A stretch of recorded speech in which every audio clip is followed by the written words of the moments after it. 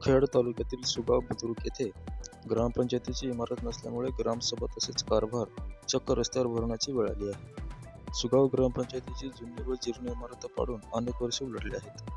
मात्र नवीन इमारत बांधकामासाठी निधी उपलब्ध असून सुद्धा जागेच्या वादावरून बांधकाम रखडल्यामुळे ग्रामस्थांमध्ये नाराजीचे तीव्र वातावरण दिसून आले.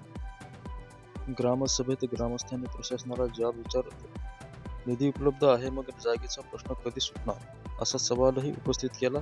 मागील 10-15 वर्षापासून ग्रामपंचायतीचा कारभार विना इमारतीचा सुरू आहे.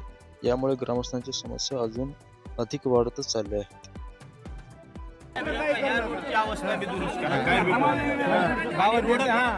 तुम्हाला विनंती करू दे ना, मी करा प्रत्येकाला 10 वर्षाला घर बांधणं वय ना. तुम्हाला विनंती हात जोडून तुमच्या गावाच्या मनावर करू. दरम्यान स्वातंत्र्य दिनाचा कार्यक्रमही रस्त्यावरच आयोजित करण्यात आला. रस्त्यावर पाणी साचलेले असतानाही जिल्हा परिषद शाळेतील विद्यार्थ्यांनी देशभक्तीपर गीतांवर सादरीकरण करत उपस्थितांचे मन जिंकले. काही विद्यार्थ्यांनी भारत देशाविषयी मनोगत व्यक्त करून कार्यक्रमात उत्साह निर्माण केला. नमस्कार आदरणीय माझ्या बंधू भगिनींना, आज आपण 15 ऑगस्ट 1947 रोजी स्वातंत्र्य मिळाले बोलून मी माझ्या भाषण संपविते. जय हिंद. तसेच जिल्हा परिषद शाळा मुख्य रस्त्यालगत असल्याने विद्यार्थ्यांच्या सुरक्षितेचा प्रश्नही ग्रामसभेत चर्चेला आला. या मार्गावर अधूनमधून अपघात होत असल्याने शाळेत जाणाऱ्या येणाऱ्या लहान मुलांच्या सुरक्षेबाबत पालकांमध्ये चिंता आहे. त्यामुळे शाळा सुरक्षित ठिकाणी हलवण्यात यावी अशी मागणी काही पालकांनी यावेळी केली.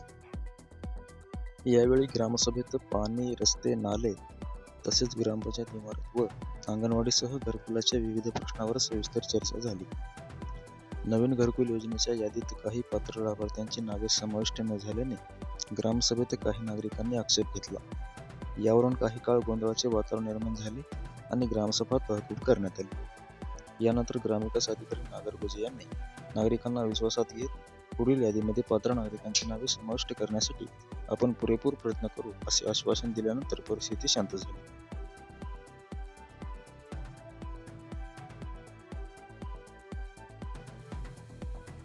न्यूज महाराष्ट्र दर्शनसाठी संपादक बाबर वाघमारेसह किशोर वाघमारे, मुखेड, नांदेड.